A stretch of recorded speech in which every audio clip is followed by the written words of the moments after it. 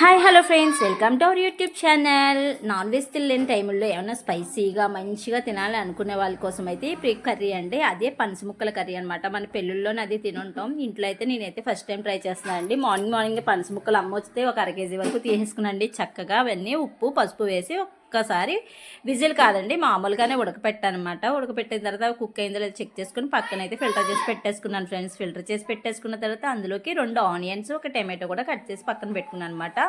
ఇలా పక్కన పెట్టుకున్న ముక్కల కోసం ఒక బాండీ అయితే వేసేసుకున్నానండి. ఒక బాండీ వేసుకొని శుభ్రంగా ఆయిల్ అయితే ఒక 2 అంటే ఒక 50 grams వరకు ఆయిల్ అయితే 100 grams వరకు వేసి కొంచెం డీప్ ఫ్రై మాదిరిలో ఇవి వేయించేసుకొని పక్కకైతే తీసేసుకున్నానండి. నేను యూట్యూబ్ను ఫాలో అయ్యి యూట్యూబ్లో చూసిన వంట వండి మళ్ళీ నా ఛానల్లో అయితే అప్లోడ్ చేస్తున్నాను.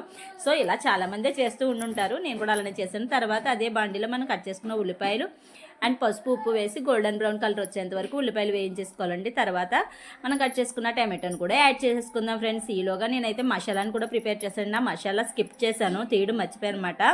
సో ఆ మసాలా కోసం నేను 2 ఎండుమిర్చి, ధనియాలు, జీలకర్ర అన్నీ హాఫ్ మొత్తం అన్నీ కలిపి ఒక టేబుల్ స్పూన్ వరకు, పెద్ద టేబుల్ స్పూన్ వరకు తీసుకున్నాను అనమాట అండి. తగినంత కారాన్ని కూడా వేసేసుకున్నాను. గరం మసాలాతో పాటు కారం కొంచెం తగ్గించే వేసుకోవాలండి. కొంచెం గరం మసాలా వేసాం కాబట్టి ఇది కొంచెం కుక్ అయిన తర్వాత లైట్గా వాటర్ వేసుకుని ఇది మసాలా అంతా కుక్ అయిన తర్వాత ముందుగా వేయించి పెట్టుకున్న పనస ముక్కలు ఏవైతే ఉన్నాయో అవి కూడా వేసేసుకుని కొంచెం వాటర్ వేసానంటే ఒక 10 minutes తర్వాత మనకి ఈ రకంగా కుక్ అవుతుందండి. తర్వాత కాస్త కొత్తిమీర వేసుకుని ఫైనల్ టచ్లో అదిరిపోయే లుక్ని అయితే వచ్చేసిందండి.